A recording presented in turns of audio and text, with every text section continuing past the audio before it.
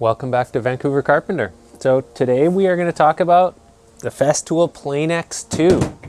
So I'm not the most technical guy. I'm not going to be able to tell you all the major specs and stuff, but I am going to try and convey to you the information that I was looking for when I was considering buying this a long time ago. Before the Planex 2, I was at one point considering buying the Planex 1, and what I really wanted to know is, was it going to be a $3,000 pain in the neck? So first off, I should say that Festool did send me this stuff for free. Now, there was never any contract. They never said that I should or shouldn't say anything. The only thing they asked is that I don't say anything bad about the brand Festool, which I have nothing bad to say about them. They've been incredibly easy to deal with, and they've been very generous in sending this to me. So if there's any bias, well, maybe that's it. But anyways, you guys, so first off, let's start with my experience with the Festool 1. So about 4 years ago, I was working for my friend and he decided to buy the Planex just out of the blue, you know, to see how I liked it. I guess he had the money to burn. So he did that and I tried it on a few jobs, and you know what? I found it to be heavy, too powerful, hard to manage. I couldn't see what I was doing to the work. I would damage the work really quickly, really easily. And quite frankly, it was quite heavy and did feel like a bit of a pain in the neck. So I only used that on about 4 jobs, and then I decided to opt back to the pole sander because it was just a little bit more predictable. Now, quite likely, if I had spent my own money on it, I would have been a little more invested in trying to make sure that I got my money's worth out of it and learned how to use it really well. Now, the old one was pretty dust-free, but not 100% dust-free. I definitely wore a mask when I was using it. So overall, in terms of the Planex 1, with my limited experience with it, I was actually glad that I didn't spend my own money on it. Okay, now let's get into the Planex 2. So there's a couple of things that are really different about the Planex 2. So the first one is that it's a random orbital sander. So instead of just spinning, it does the random orbit, which you can actually see occasionally when you're sanding with this thing. So that brings up the second thing. The second thing is that it has this light going around the outside of it. And the light works really well, like so well that I actually don't have to go over my work with a light. The reason is I can see what it looks like as I'm sanding. I sand it, I know it's perfect, and I don't have to go back to it. And the light is so good that as it does its random orbital, you can actually see the shape of the random orbit. And it's kind of like a little J shape or a little fishhook shape. And sometimes when you see those little marks, you might think that you're actually damaging your work. And it took me a while to figure out that the finish it was leaving was so good, it's just that you can see any little indiscrepancy. But when you actually paint it and look at it after, you can't see it. So the light works so well, it shows everything. The other thing I noticed was sometimes I would think I would need to sand out a little deficiency. And when I went and took my sponge sander, like my usual sponge sander that I always sand walls with, as soon as I would sand, I would be like, oh, that looks bad.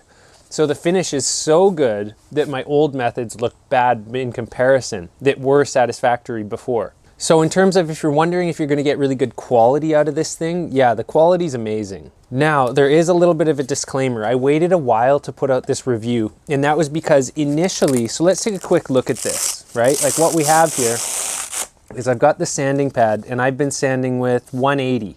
So I also noticed that I was able to go down in grit, and so I could sand a little faster, whereas with the original Planex, I had to use a pretty high grit, and I was still getting like swirlies and some stuff in the work.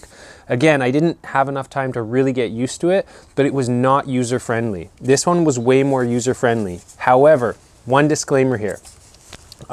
When they first launched it, they did not have, oh, I'm not doing this right, there we go. When they first launched this, they did not have these interface pads. They sent it out without the interface pads, and so it was just this thing right here. And you can see it's got those little, I don't know what you even call them, the screws, basically. So those sucked it down so much that it left a bit of a lip around the outside edge. And here in Canada, we only have lightweight muds. And so when I would sand, basically I could see a little groove that it was leaving everywhere. So you'd run it down the wall like this, and there would be a little line around the outside edge where that hits, because this part was digging in a little bit more. So I still use it when I'm sanding first coat sometimes without the interface pad, and it's adequate because my second coat covers any little groove that it might leave, and it's very small. I mean, you can only see it because the light shines out of here so well. However, if you have a sunlit wall and you try and sand it without an interface pad and you're using lightweight muds, the finish might not be good enough. So one thing you can do, excuse me, one workaround that you can do to get around that is you can sand the whole thing and then go over it once with like a radius 360 or something. And when I say go over it once, I don't mean like sand the whole wall a lot. I mean just like one push and it's gone. So it's a very slight groove, but it is there. However, I brought it to their attention and a few other people brought it to their attention, and they developed an interface pad, which apparently is a little bit different than this one. All I know is they said, they were really clear to tell me, make sure you mention that this is a prototype pad. So I don't know what's different about the new interface pads. I can only imagine they're the same or a little bit better. But once I added this one, I no longer ever had that problem of leaving that groove. I could now do a perfect finish with this thing. So there is one difference though. Once you add the interface pad, it's slightly more dusty. What I mean by slightly more dusty is there's any in the air. Without the interface pad, there is zero dust. Like, I mean zero. I sand without a mask all the time with this thing when I don't use the pad. And then when I put the pad on, it's still so little that if it's a short job, I don't even worry about it. Like, you actually can't see the dust. But when I'm going along a wall, I can just see the tiniest bit falling down. Now, that's going to depend a little bit on, so right here we have a dial and you can adjust it for ceilings, and that puts full suction, and you can adjust it for walls and that has almost no suction. So there is one thing I noticed: when you use it with full suction, the suction is actually too powerful and the machine will get stuck and bogged down.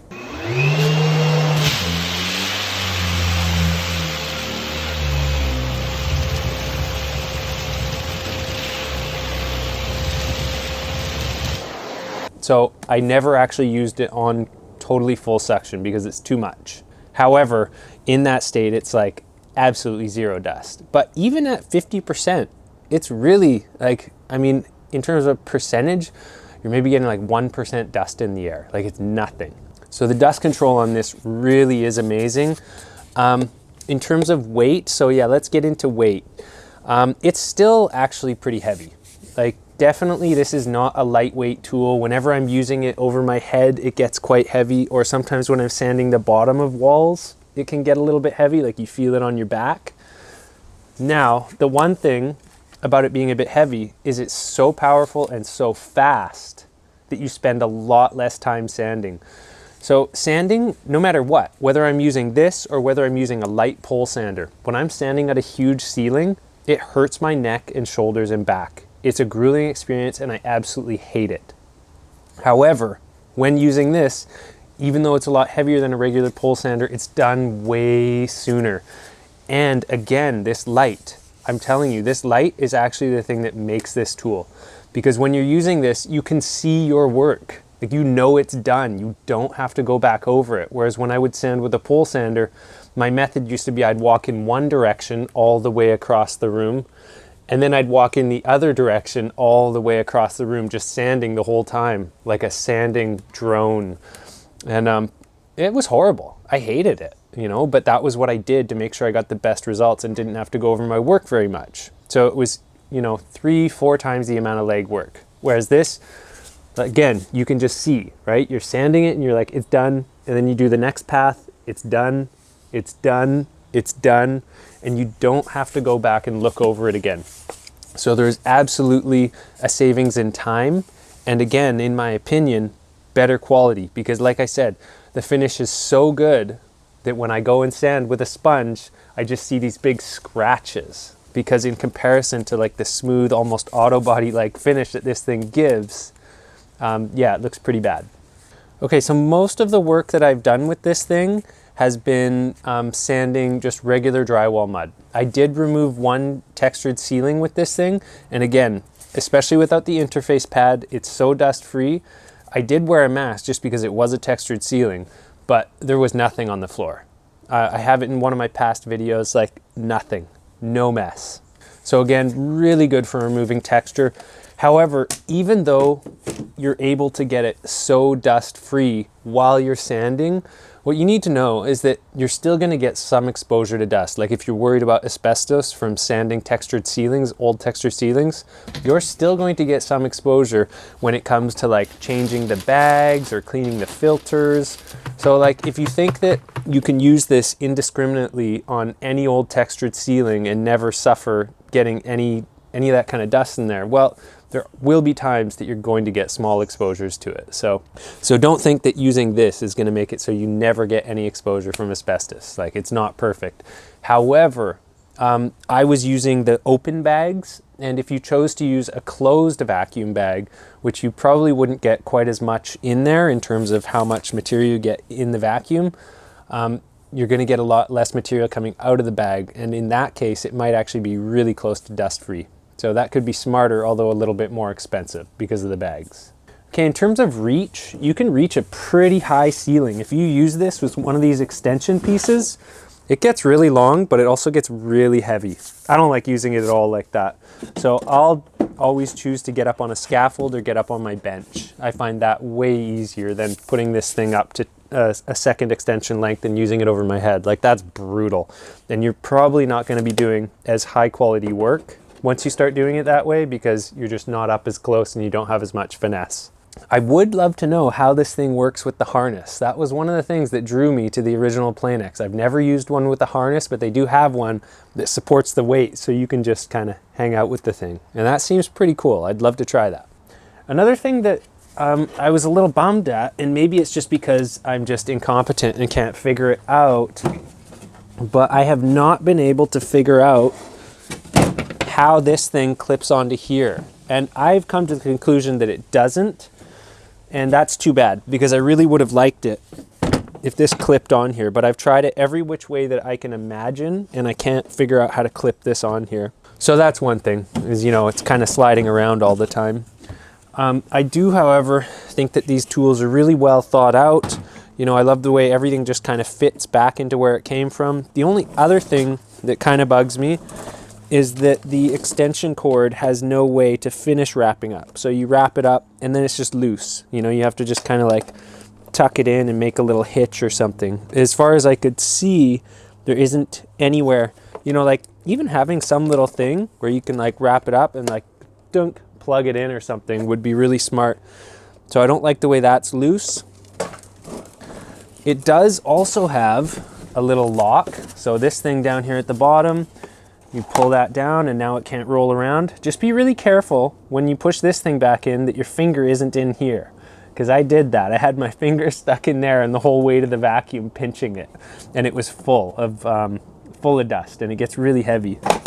So that's one other thing to mention, is as this thing starts to get full and it holds a lot, it gets so heavy. So lifting it up and down stairs sucks. You know, in and out of your vehicle is pretty heavy. But the capacity is nice. You will find that if you're using these bags, the open bags, where the filter has to do all the work, even though it's an auto clean and you can hear it banging every once in a while, making that auto clean sound, you still have to go and clean it sometimes. It's not going to be good enough. So what I found is that once about every 2 or 3 jobs, I have to pull the filter out and I have to clean it out. And that way it still gets really nice suction and does the job properly. Also, when you start using it with things like a track saw, the sawdust from wood sawdust, like the more coarse, crumbly wood sawdust, or not coarse, but the more grippy wood sawdust, tends to make it clog up a little bit more. It doesn't fall out of the filter as easily because it's a little bit more Velcro-y. That's the word I was looking for, Velcro-y. Okay, I'm sure there's things I'm forgetting that I wanted to say about this, but in summary, so like, here's the thing.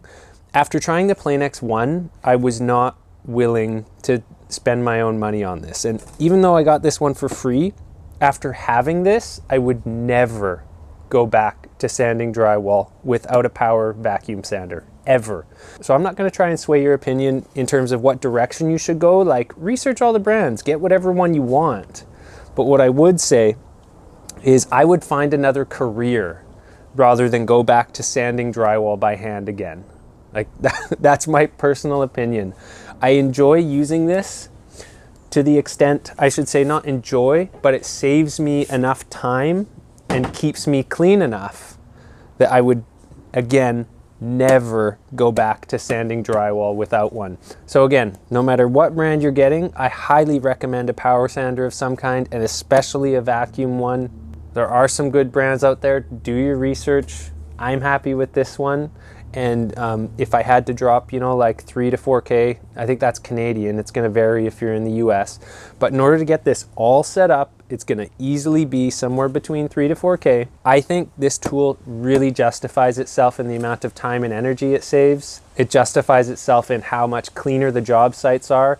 So if you're wondering if spending, you know, roughly 3 to 4K on something like this, on this setup, is worth it, again, I would never go back to doing it without it, and I think you can easily justify it. Maybe just increase your price just a little bit, you know? You're the one who's in control of your prices.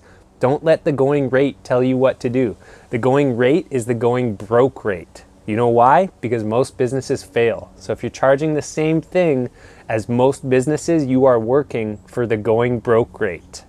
Anyways, you guys, that's all I have to say.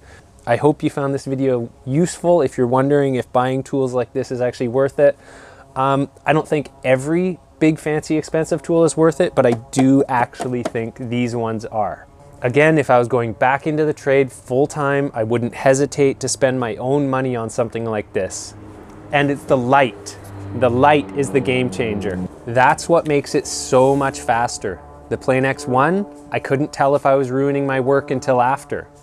With this, I can sand in a dark room and know my work is perfect.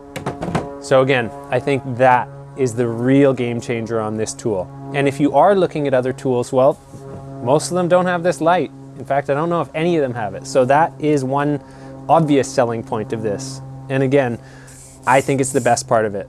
So yeah, that's all I have to say. I'm gonna stop talking because you've probably either made your decision whether you want it or not, and it doesn't matter to me. There's no commission. I didn't get paid for this. I only got the free tool, and again, they told me I could say whatever I want. So that's my honest opinion on this tool. I think it's a really good tool, and I'm grateful to have one. So thanks for watching. Hope you're doing well. Till the next video.